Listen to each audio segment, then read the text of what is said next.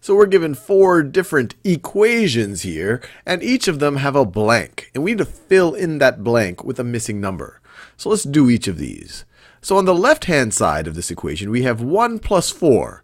And that is equal to, so 1 plus 4 is the same thing as, well, 1 plus 4 is 5. If we take 4, and if you add 1 more, you're going to have 5. So now we finish that one, because 1 plus 4 is the same thing as 5. Now here we're saying 4 plus something is the same thing as 5.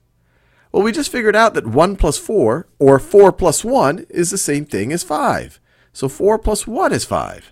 So notice there we have the equation. 4 plus 1 is the same thing as 5. Equals means that what's on the left is the same thing as what you have on the right.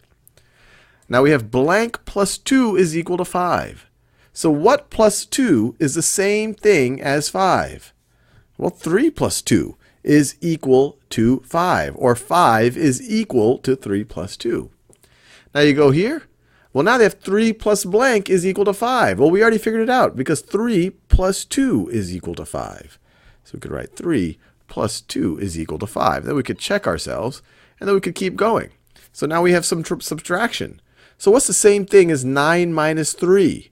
So if I have 9 things, and if I were to take away 3 of them, I'm going to have 6 left. 9 minus 3 is the same thing as 6.